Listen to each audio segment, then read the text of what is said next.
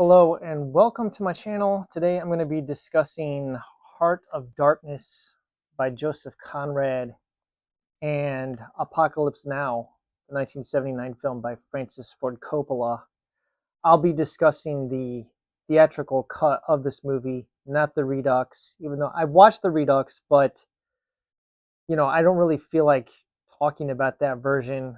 Just want to kind of comment really on the Nietzschean implications of, like Friedrich Nietzsche. I'm not exactly sure how to talk about this in a laid out systematic order. So you're going to have to bear with me. I'm not good, like I don't really edit anything, but I've got a couple of different projects going on. I'm going to discuss Apocalypse Now, kind of my thoughts on it, because I read Heart of Darkness.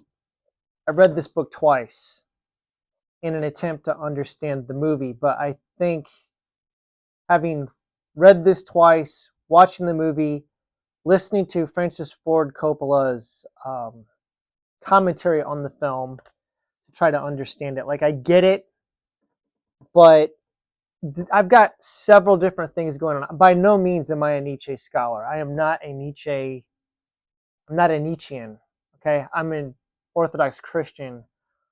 But one of the things that kind of I've noticed about this film and Joseph Conrad's novel are the Friedrich Nietzsche parallels, or things that are, you could bring that kind of philosophy in and project it onto the text. Like they line up. And I've read this so far, Friedrich Nietzsche's works, in chronological order. I started with Human, All Too Human, then Dawn of Day, the Joyous Science or the Gay Science. Then I read Thus Spoke Zarathustra, and I just finished Beyond Good and Evil. I've not done a review on this book, but this book is still fresh in my mind upon watching this film, because one of the things I've been doing is trying to watch films that are that are regarded as like all-time classics from, like the American Film Institute's Top 100. So I recently just watched Citizen Kane, and there are Nietzschean parallels in this, right? But I'm not really going to talk about. Great movie, by the way. I highly recommend watching Citizen Kane. I think it's a very smart film. But for instance, like I was getting ready to watch Taxi Driver with Robert De Niro, which Martin Scorsese says that it takes inspiration from Notes from the Underground by Fyodor Dostoevsky, which is right up my alley. In fact, Scott, some other character, just did a watch of this. I will link his video below. I think that video was very interesting and I enjoyed it, so maybe you will too. So I'll put that below in the description box if you want to watch it.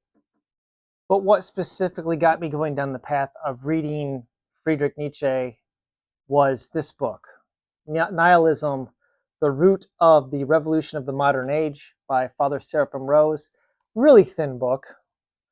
But I began reading this and realized all of the examples that Father Seraphim Rose is pulling upon come from Nietzsche and Dostoevsky.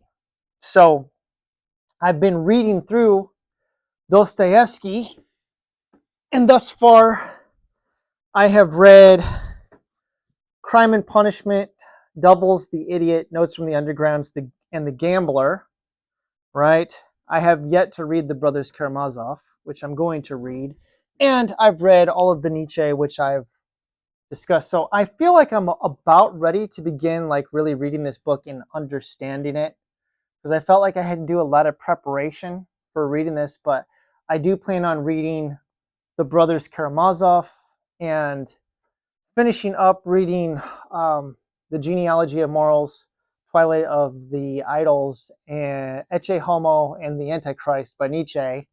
And then I will dig into this book after I finish all of that. That was a long way around the bend to say I'm talking about Heart of Darkness and Apocalypse Now. So I watched Apocalypse Now, because it's one of those movies that's regarded as like one of the greatest of all time. And I didn't understand it. So I thought, well, the source material for this is Heart of Darkness. So I read Heart of Darkness. And I noticed all these Nietzschean ideas in it. Like I say, I'm not a Nietzsche scholar. I'm not a Nietzsche historian. I'm just some dude, some layperson. But I wanted to talk about some of these things. So I took some notes. And like I said, you'll have to bear with me on this. This is going to be kind of a niche thing. So unless you're like a big fan of Apocalypse Now, maybe you're not going to even want to watch this video. That's fine. You know, you can leave now.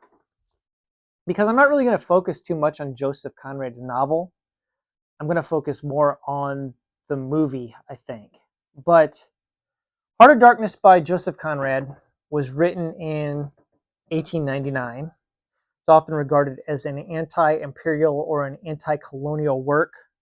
And then Apocalypse Now by Francis Ford Coppola came out in 1979. This is often regarded as an anti-war film, although I think that's kind of a real reductionist reading and watching of the film.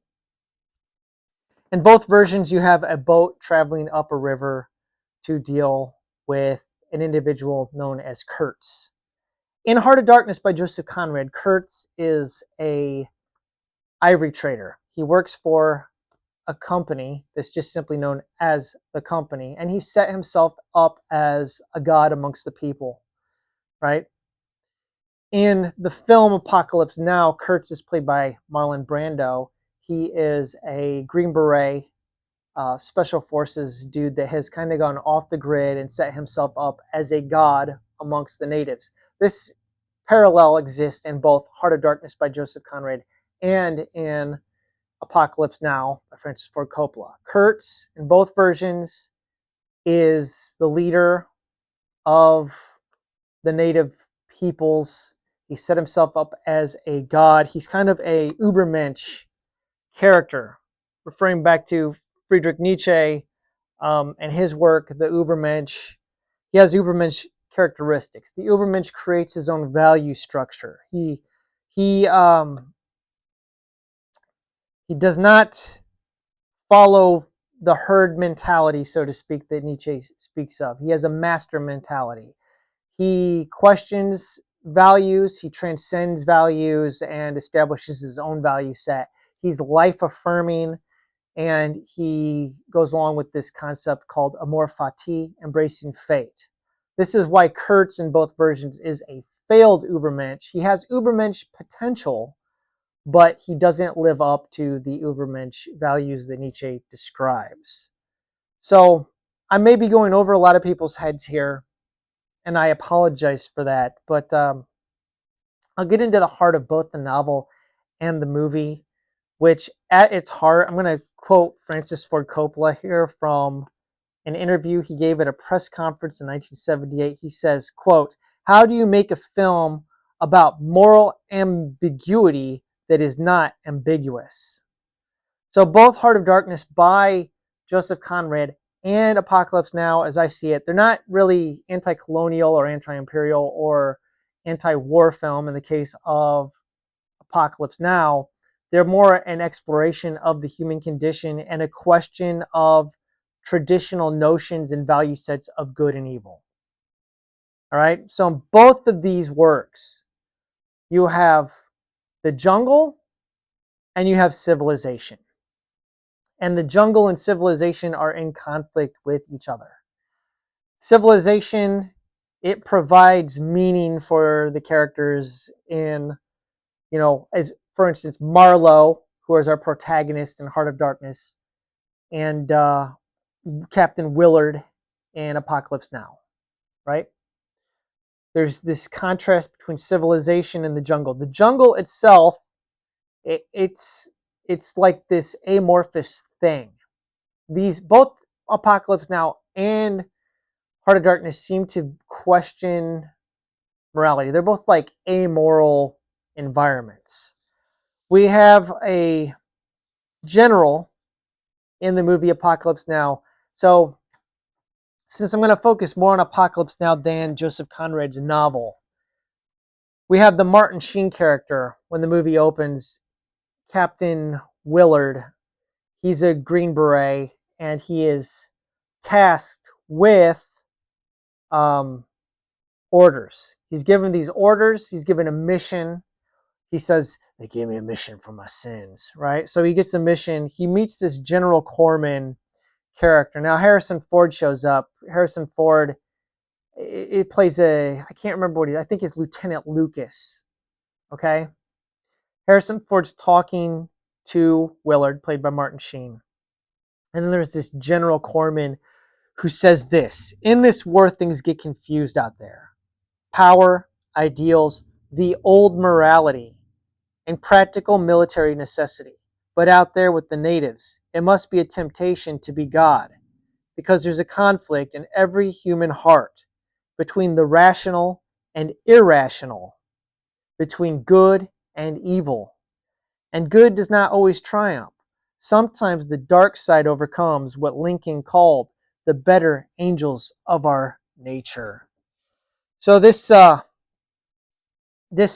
movie and the novel are both questioning this idea of the rational versus the irrational, which would be the passions, which is a very Nietzschean concept.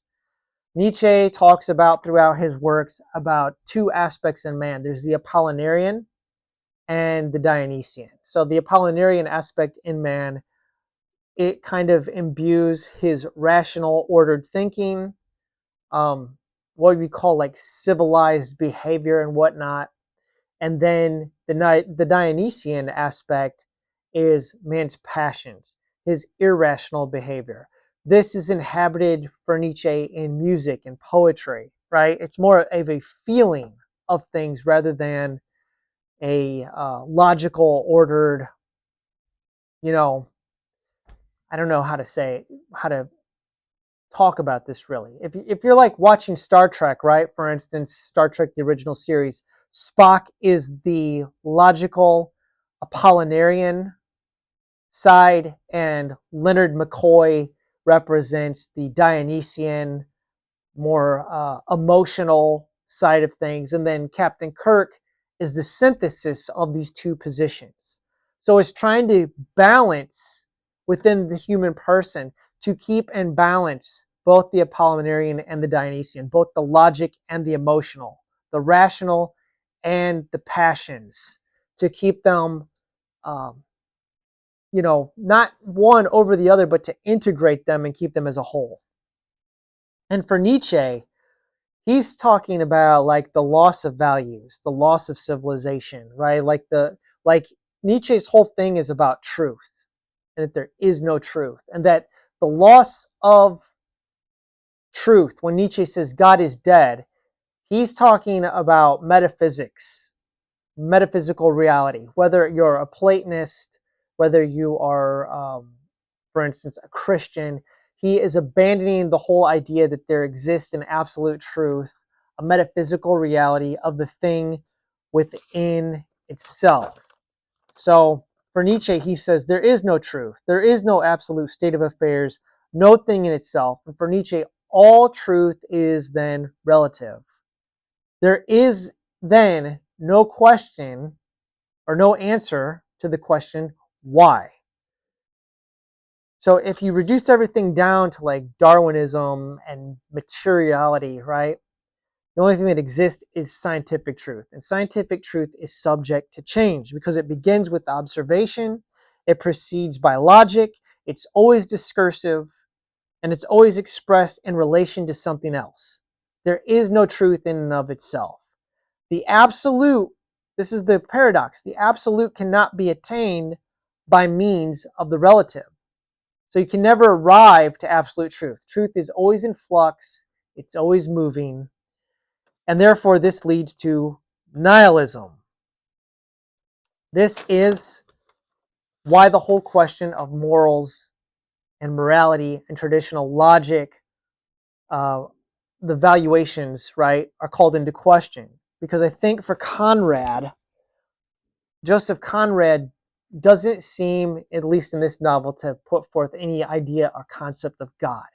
Him, nature in this book is almost like a godlike thing. Okay? Let me read an excerpt here.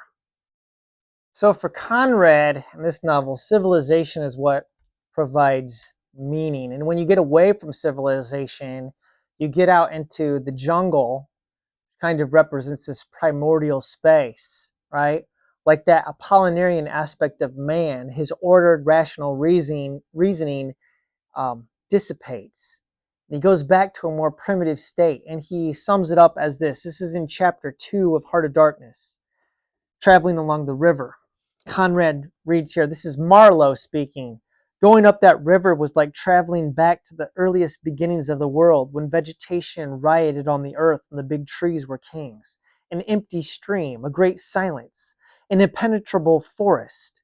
The air was warm, thick, heavy, sluggish. There was no joy in the brilliance of sunshine. The long stretches of the waterway ran on, deserted into the gloom of overshadowed distances. On silvery sandbanks, hippos and alligators sunned themselves side by side. The broadening waters flowed through a mob of wooded islands. You lost your way on that river as you would in a desert, and butted all day long against shoals, trying to find the channel, till you thought yourself bewitched and cut off forever from everything you had known once, somewhere far away, in another existence perhaps. There were moments when one's past came back to one, as it will sometimes when you have not a moment to spare for yourself, but it came in the shape of an unrestful and noisy dream, remembered with wonder amongst the overwhelming realities of this strange world of plants and water and silence. The stillness of life did not in the least resemble a peace. It was the stillness of an implacable force brooding over an inscrutable intention. It looked at you with a vengeful aspect. I got used to it afterwards. I did not see it anymore. I had no time. So, yeah, he talks about inner truth and some other things, but the jungle here is, it's like this almost godlike thing, the creation itself, right? Primordial. And going away from civilization, which provides meaning, going into the jungle takes man back to a primitive state. He kind of likens it to going back in time.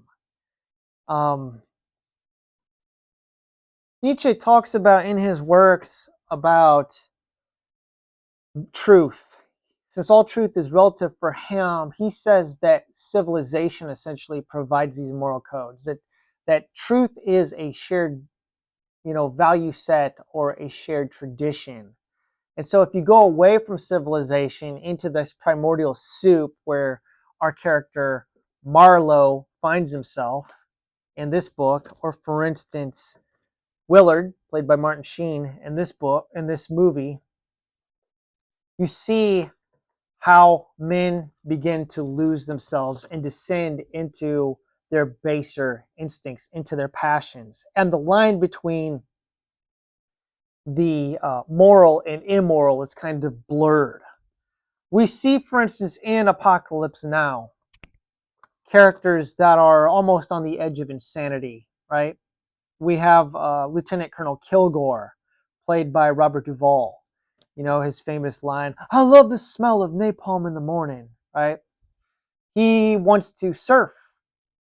When they go to this village and they take it out, they're playing Ride of the Valkyries, which, Richard Wagner, which we could talk about Nietzsche and Wagner, but I'm not going to get into that right now. But he's not really there for combat. He goes to attack this village because he finds out that there's good places there to surf. And he, in the midst of all of this insanity and chaos and war and carnage, right? He's trying to establish civilization. There's barbecue, they're cooking barbecue, they're drinking beers. They're kind of like trying to bring civilization to this primordial warfare place, this place of war and conflict and violence. We also see a USO style Playboy bunny show in the middle of the jungle, where these Playboy bunnies descend in a helicopter, and you have these women that are there to entertain the men, trying to bring a piece of home to the soldiers. And of course, they are overcome by their irrational, passions. They begin to rush the stage, and the Playboy bunnies have to leave. They do not fit in this jungle environment where men are turning essentially into animals. They're descending into, chaos, into nihilism. Both Lieutenant Kilgore wanting to surf and the Playboy Bunny show represent nihilism. They're distractions. They're escapism. They're an attempt for these soldiers that are living in a hellscape to enjoy a respite by escaping into an irreality, a non-reality, a lie, for instance.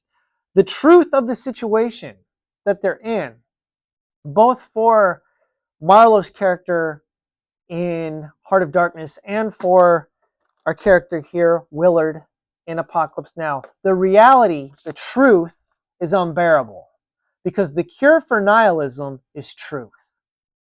It's truth.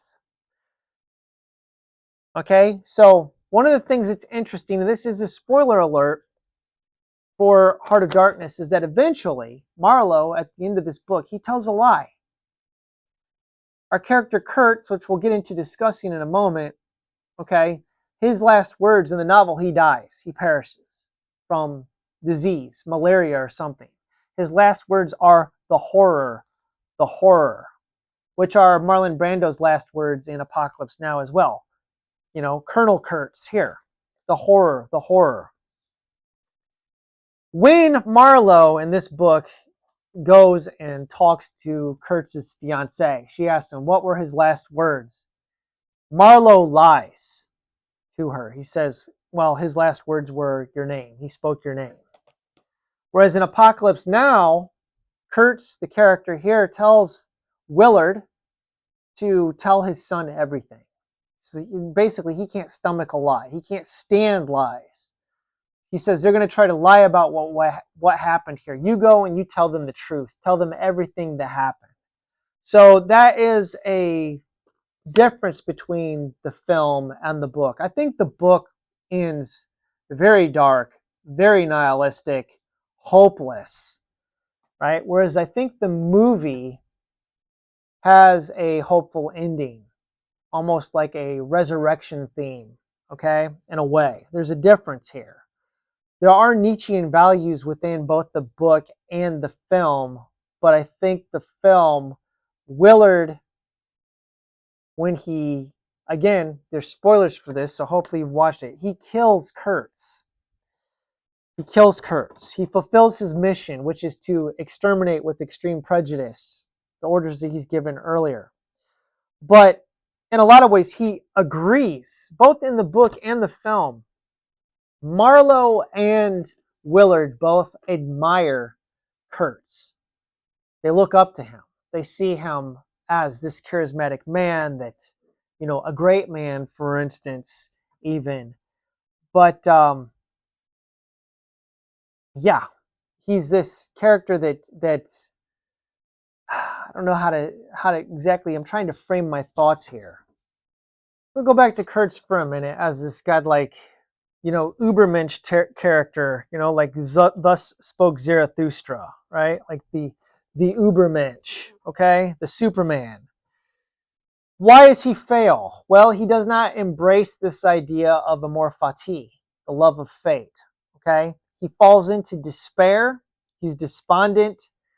In Apocalypse Now, he's referred to as having pain, that Willard goes up there to take his pain away. Killing him will end the pain and the suffering that he feels within, because he's, at one point when they're listening to this audio tape, right, at the beginning when Willard is initially given his mission, here's an audio tape of Kurtz, played by Marlon Brando, talking about a slug crawling across a razor, okay, and surviving. And that's his dream. That's like his nightmare. And it's this wrestling within man between his Dionysian and his Apollinarian self. The rational and the animalistic impulses at war with each other, right? And it's like this slug crawling across the razor blade where it's like he's on the verge of getting split in half. You know that whole thing that Lincoln said about a house divided against itself, or was that Christ? A house divided against himself. I'm quoting the Bible, okay? A house divided against itself cannot stand. We have to bring these impulses and passions with ourselves into balance. Somehow we have to hold them together. A country divided against itself cannot stand. That's where I get it from Lincoln, right? How can you exist half and half and not tear yourself apart? Okay, that's the struggle. That is the thing. How do you integrate this? You're basically a slug on a razor blade, and how do you not bifurcate? How do you not like split in half? The whole thing about this truth overcoming the lie, is that in Vietnam, okay, basically the people are lied to. They're being told, all these reasons for the war and whatnot. And Kurt's character, Marlon Brando, in the film, he sees through this crap at a certain point. He has a monologue where he talks about truth. And one of the tapes that he's listening to, he says, Willard is reading a letter that Kurtz wrote to his son. And Willard's monologue as he's traveling on the river, he reads this line from Kurtz where Kurtz says, "I am beyond their timid, lying morality." Right? This is one of the things that I got from Nietzsche, is that going beyond morality, established traditions, right? Like going beyond good and evil. That's a big part here. But Kurtz has gone beyond good and evil. He's gone beyond the bounds of established morality. That's why he has to be eliminated. That's why he has to be destroyed. The moment that he came to this, to believing in the film, he tells a story, all right, where, and I don't know how to do this. I'll get a copyright strike if I play this or whatever, so I'm just going to read it. And I won't do this justice. Okay, but he says this. I'll try to read it.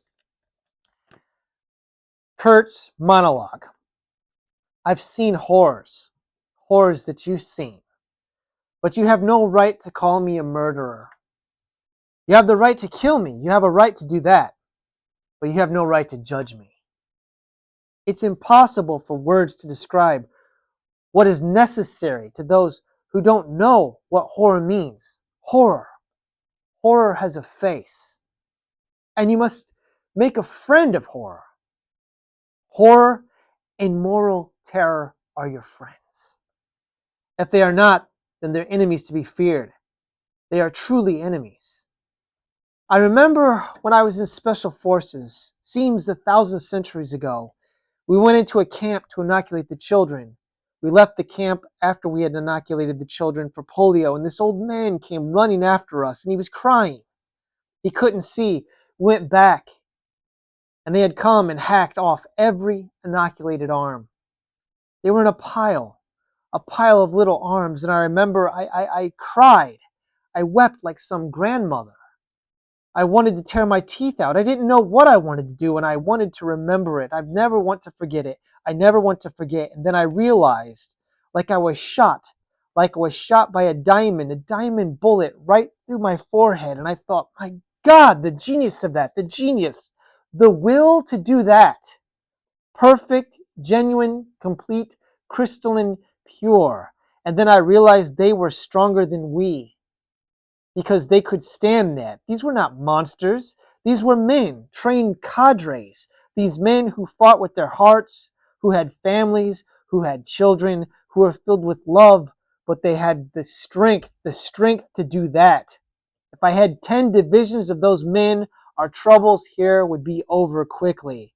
You have to have men who are moral, and at the same time who are able to use their primordial instincts to kill without feeling, without passion, without judgment,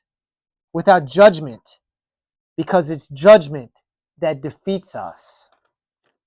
that kind of sums up Kurtz's whole character in the film, that he has gone beyond good and evil. He's established his own value set, and that he realizes that fighting the Vietnam War the way that the bureaucrats who are fighting it in the Apollinarian rational aspect are fighting it is not good enough.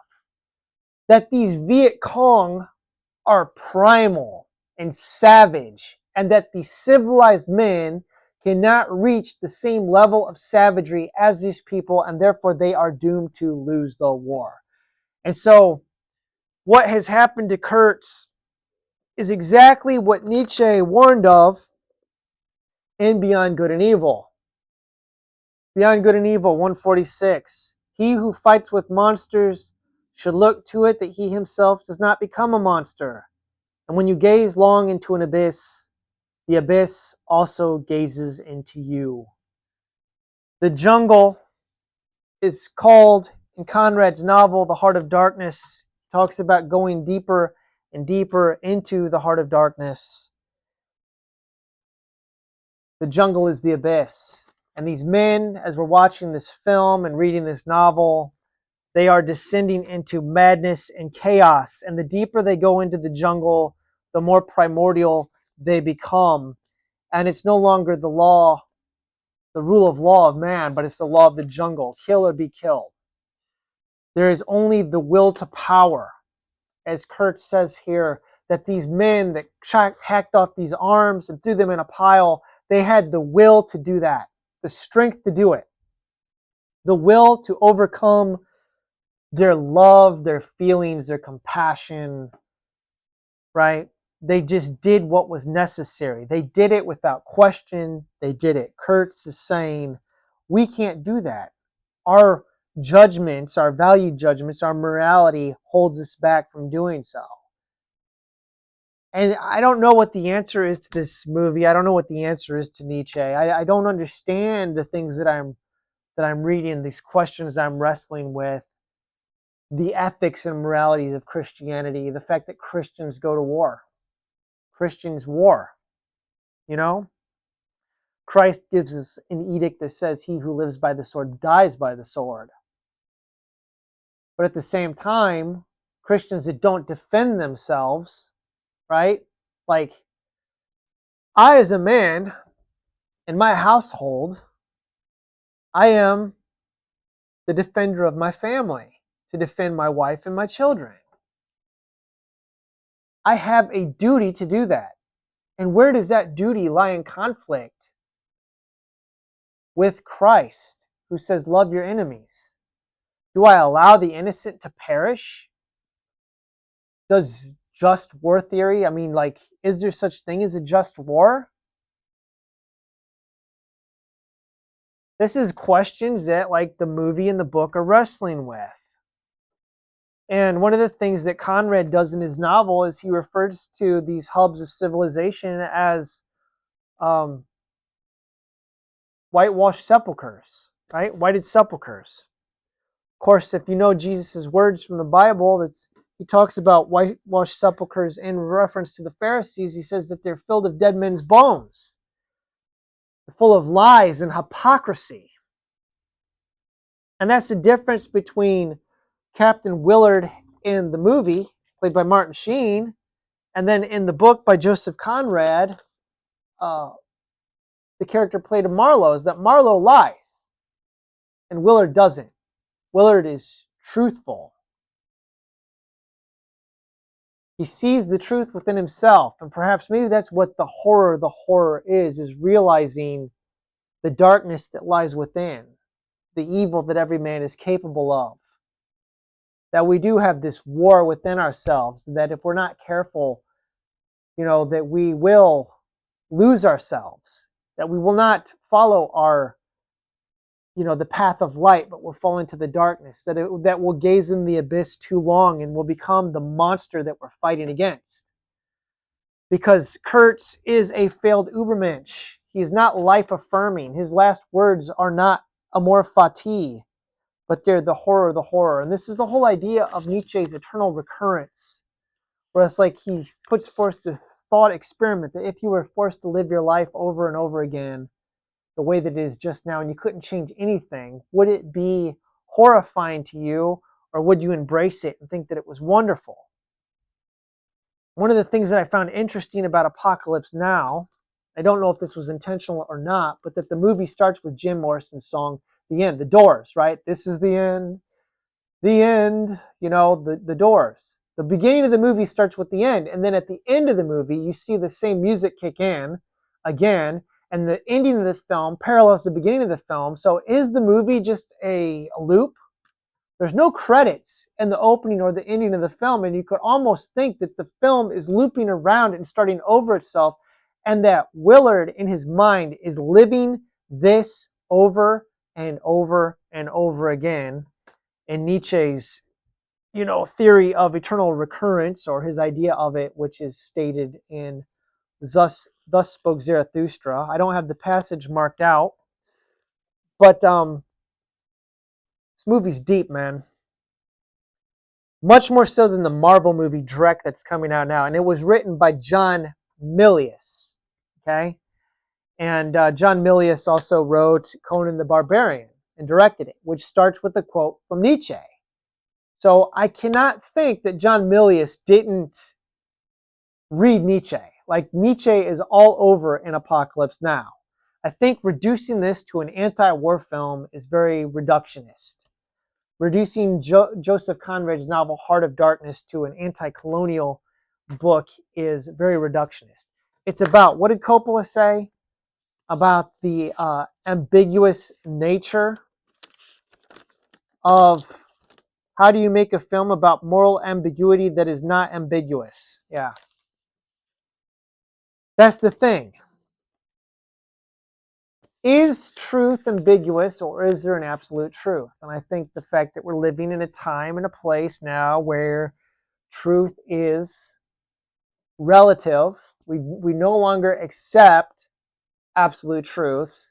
That's why our society is descending into chaos. That's why you see all of the crazy nonsense that's going on in the world, is because we have all these cultures here in the West that have rejected absolute truth and have rejected a metaphysical reality, and they are relying upon these liberal humanist ideas, and they all have differing viewpoints. Nobody can agree what anything is. We don't have a shared mythos anymore. Okay? Like, America and Europe, these European countries, are like that slug crawling along a razor blade trying not to split itself in half. All these nations are going to collapse. They're going to collapse. And I'm like Kurtz here. I'm looking at it and I say, America and Europe, we can't beat the Chinese. We're not going to beat the Russians. It's not going to happen. It's not going to happen because they have a unified will that we don't have. They have a shared mythos. They've integrated all of their history into one. Whereas we over here, we have half of a population that is on one side and another, and we hate ourselves. We hate ourselves. We hate ourselves. We are societies that cannot accept ourselves, and we are in conflict with ourselves. And like Kurt says, we can't win. There's a reason why America can't win a war. It doesn't win. It doesn't win anything. The idea at the end of this film is that Marlowe, it gets into some metaphysical territory where we've got like The Golden Bough by Fraser and From Ritual to Romance by Jesse Weston, which are shown as books that Kurtz has been reading, which deal with ritual and renewal. And that's why the film Apocalypse Now actually has a more optimistic ending than the book, in that Kurtz becomes the new king by killing the king. He becomes the new king. And then he drops his weapon. He drops the sword from his hand. And because he's the new king, all the villagers drop their swords. They have abandoned warfare. And in a way, Willard renews life. He brings life to this village that was corrupted by curse and sent on the path of death. There has to be a new path. There has to be a way to transcend and overcome, like a phoenix rising from the ashes. Maybe I'm going insane. Maybe I'm mad. I don't know.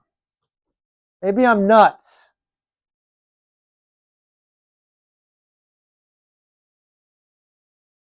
I hope this was something. It's just some dude ranting on the internet about things that he's read, shouting into the void.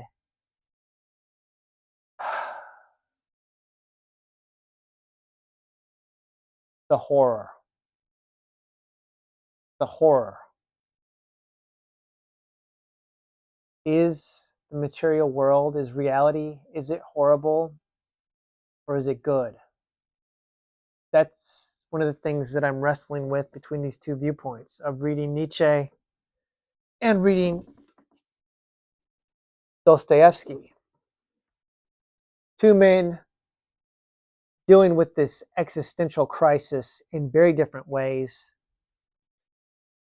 And I'm like that slug on the razor blade, trying not to split myself in half. I'm trying to integrate and understand the thinking of these two vastly different men, so to speak, to eat the meat and spit out the bones.